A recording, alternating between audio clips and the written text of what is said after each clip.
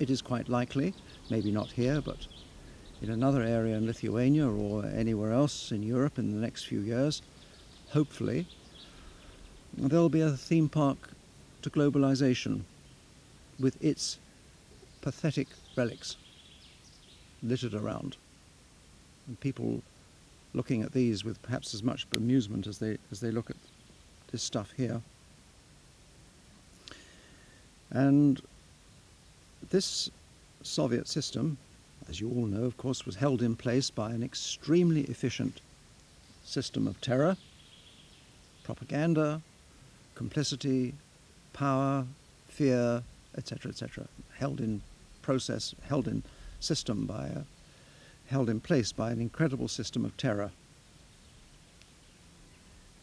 Now, what about the system we're living through today, which is certainly can be labelled one which is as stupid as the Soviet system. The Soviet system took the lives of countless millions of people, and so today is globalization, taking the lives of many people by neglect, exploitation. You know as well as I what is happening. And what holds this system in place today? In this theme park, in a few years' time, if there's a theme park to globalization, what will be here?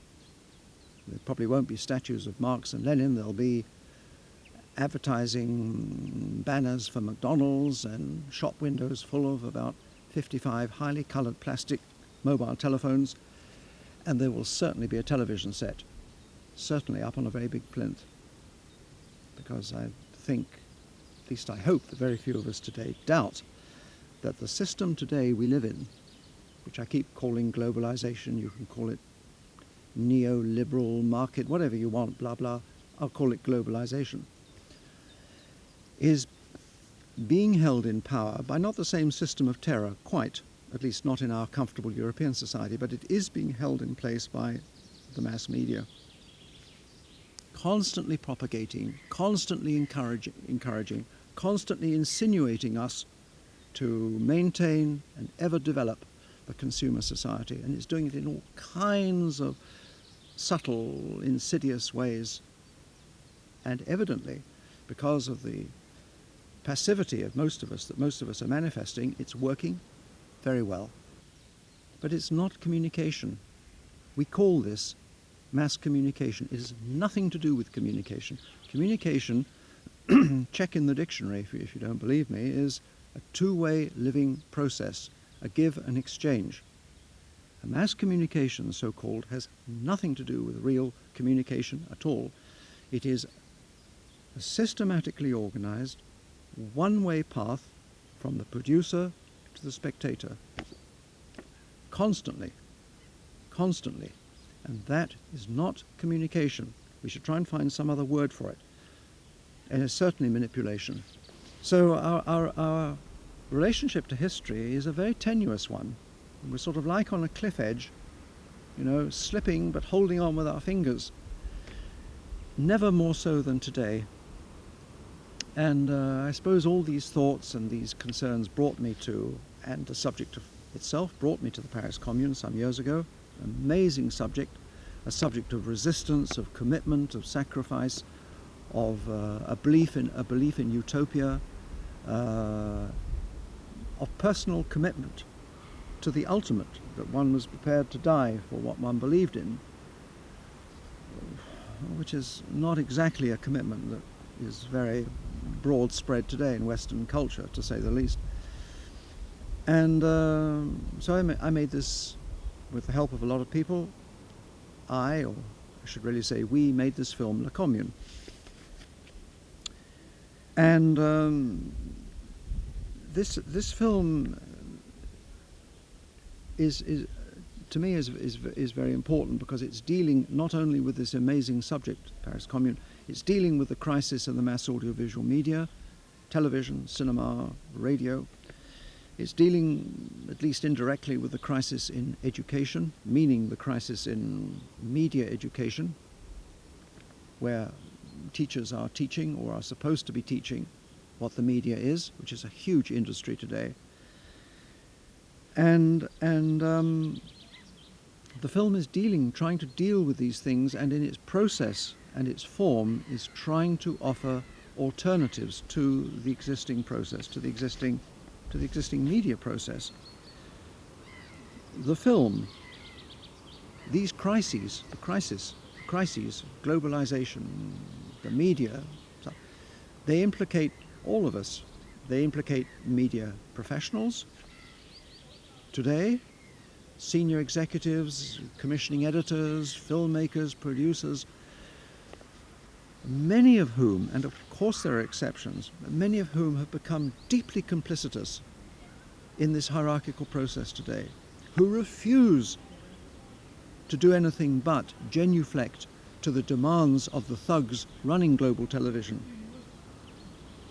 who refuse to challenge what I call the monoform. This is the way of cutting a film into small little discrete bits, cut, cut, cut, once every 3 to 5 seconds, and dense bombardment of sound, constantly moving the camera. You know this as well as I, but it's important to recognize this as an organized language form. It has nothing to do with the complex, fluid possibilities of the cinema or of television, either as forms of creation, of artistic expression, or of communication. This thing, the monoform, which has become the enforced code with which all television films and virtually everything coming out of the commercial cinema has to be structured. Cut, move, jigger, jolt, cut, bing, bang, cut, cut, cut. You know how it's going, and the cuts are coming now faster and faster, and it's virtually like MTV and stuff. This also has nothing to do with communication. It doesn't allow the people watching, the spectator, to be a genuine participant. You're dragged along the monolinear narrative structure by this rapidly changing manipulative grid structure, the monoform, which is done deliberately because it means that we do not have time to think or to in any democratic way to enter the process, to challenge, to ask questions. This is done today deliberately. I think, as one of my friends here today pointed out, Lenin, his picture you may have seen of one of the images here, pointed out that the most important art form, or the most important art, is the art of the cinema. Mussolini, I think, said the most powerful art form is the cinema. Need I even mention Goebbels, whose use of radio was very, very specific during the maintenance of power by the Third Reich. And he said something about, I can't remember the exact quote, but it's something about what we have got here. I think he meant the radio, but he was probably also talking about the television, because the television was actually developing in Nazi Germany, but there was also the cinema. And the cinema took the German newsreels, the combat newsreels, for example, the invasion of Poland. It's a typical example. And they would send the Wehrmacht cameraman in with the frontline troops. Cameraman would film the storming of Danzig or whatever. They would rush the negative back to laboratories in Berlin, I imagine, or somewhere, and by lorry they would drive the prints all over Germany. So probably the next day or the following day, the Germans were sitting there looking at the newsreels within a day or so of the event.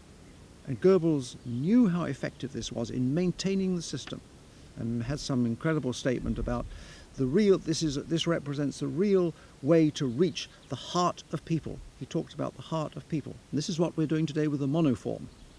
We're systematically, deliberately fixating countless millions of people in front of the screen, the small screen of television, the large screen of the cinema, fixed into a hierarchical thing. And we, the public, are systematically buying into this. In North America alone, I don't know what the figures are in Europe, they're probably fairly horrendous.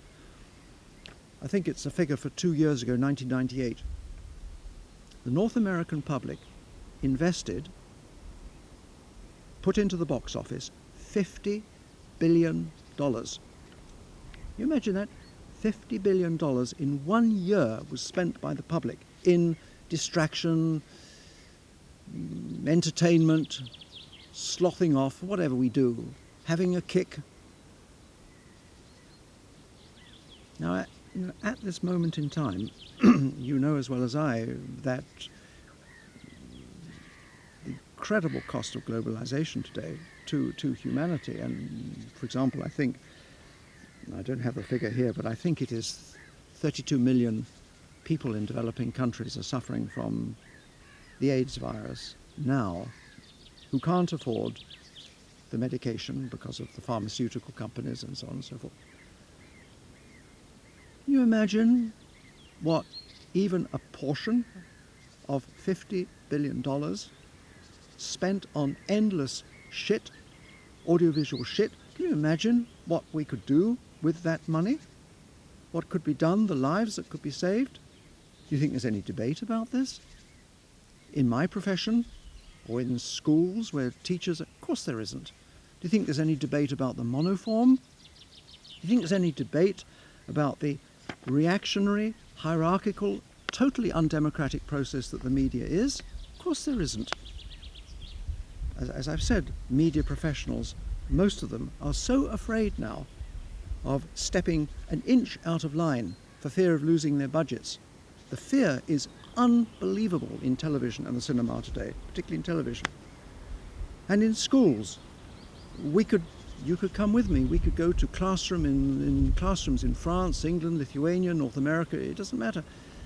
You would very rarely find young people who know anything about the monoform, the real possibilities of communication that there are in the cinema and television. You'd find instead students who've completely lost their history. Students who don't know what World War II is, no idea of the issues behind World War I, vaguely may have heard of President Kennedy, and a German, excuse me, I'm not sure if he's a German, anyway,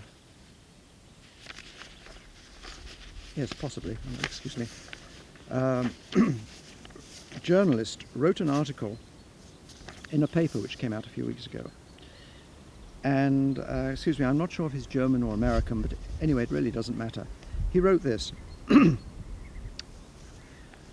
I've recently returned to Austin, Texas, after teaching at universities in Berlin and Cologne. I was accustomed to the indifference American students display whenever they read about foreigners assaulting McDonald's or denouncing Hollywood's domination of the international film market. American students live in the belly of the global beast, so they are befuddled by complaints about America's cultural impact on the world. But, to my astonishment, I encountered the same complacency about the globalization of American culture among German students.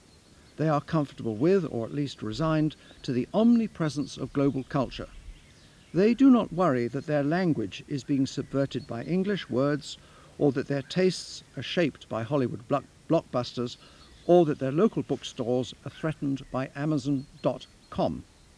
They have little attachment to the cultural past, nor can they contemplate any alternatives to the globalized world they inhabit. They are neither rebels nor conservatives. The young simply shrug. And then later in the article, the journalist or the teacher continues, the majority of the young in Germany and America, and of course he could add a lot of other countries to the list, have little interest in politics. And they are untroubled by what they see on their movie, television, or computer screens. So they may be the first generation that is unlikely to protest the spread of globalization, either in economics or culture. Well, of course, that's a controversial statement because it's like all things in this complex world. It's both true and untrue. There are a considerable number of young people, thank God, considerable number, who are joining the forces of those protesting against globalization. And it's very, very important to underline that. However, sort of yin and yang, balance one way or another, unfortunately, also what I think this teacher writes is also very true. in generalization, if we can generalize, the larger majority of students, through no fault of their own, are losing their history and are being pushed or forced or manipulated or encouraged, let's really say, into an increasingly passive role vis-a-vis society. And that's something that should really, really concern us very, very much. Before I want to close the and just obviously say something about this film, La Commune. I just want to say one other thing about the role of activists and those protesting globalization today, which is, of course, amazing and marvelous that this is happening. However, we should not overlook the fact that amongst the protests there is very, very little towards or concerning the use of the mass audiovisual media. There we are at a state, we're like 50 years behind with that one, really.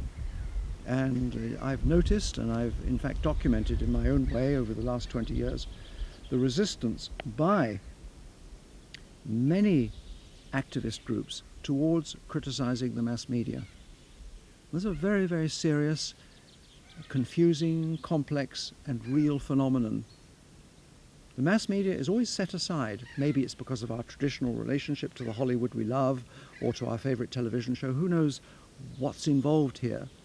It is also because many activists, at least I'm not so sure now, but certainly in recent years, like some of the global peace movements, used television to convey their alternative message. They used the system. But of course they used exactly the same manipulative system. They used the monoform. And so nothing changed. I think that the historical resistance by many activists to actually challenging the mass audiovisual media is a very serious problem. And my personal belief is that until this subject is pulled up level with the other subjects being protested, the other problems being protested, I genuinely do not believe that the anti-globalization protest will ever reach its true fruition. If we leave the cinema and television and the radio in the present position they're in, we will never get there. I made La Commune to raise these questions, mixed in, of course, with the questions of personal commitment, the theme of the Paris Commune itself, and what I'm hoping is that what people can do, what you can do, is to use this film as a resource and a tool. Some people, perhaps many people, find it very bizarre that it's so long. Please see this length as a resource, not a threat, not a personal idiosyncrasy. See it as a resource, as a challenge. It doesn't mean that all alternative films have to be 5 hours long. Far from it. This one is for very real reasons, and the experience of seeing it, and of, if you want, of having the patience to swim in a fluid-like way through the process of this film, I believe is something that can be seen in a very positive and innovative way, because it is totally changing the relationship between the audience, the traditional relationship between the audience and the spectator. La Commune, the film, has a very, very particular form, a language form. It has the monoform in some parts, and for that certainly I can be criticized. And the film certainly has faults, because it's also hierarchical, but those are there to be debated. But it has these very, very long plans séquences, as they're called in French, the sequences, long sequences, where I didn't often know what was going to happen, and neither sometimes did the cast, but it offered space for people to say what they wanted, and for change. And this idea is an idea of generosity, with which the majority of the mass media is totally unfamiliar, because they don't want spontaneous reflection. They want instant, prepackaged response from people. That's what the monoform is about.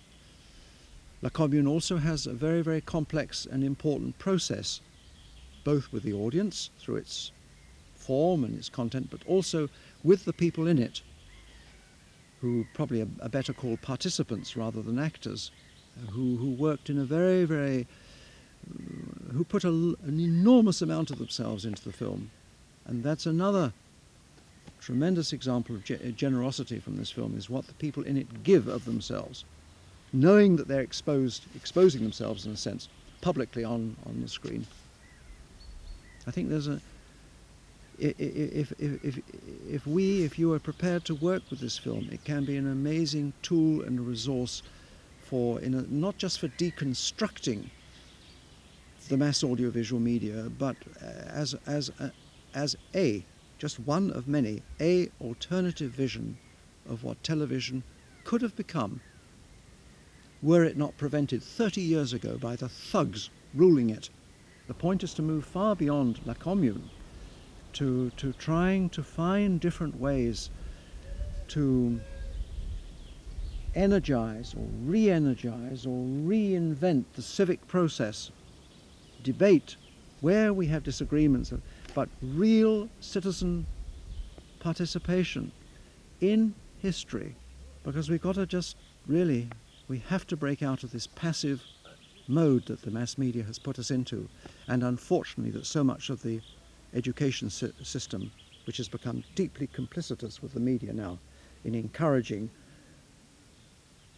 the lack of debate, the passive acceptance of the media popular culture, as though there is nothing else. And there's a whole world of alternatives and a whole world of alternative processes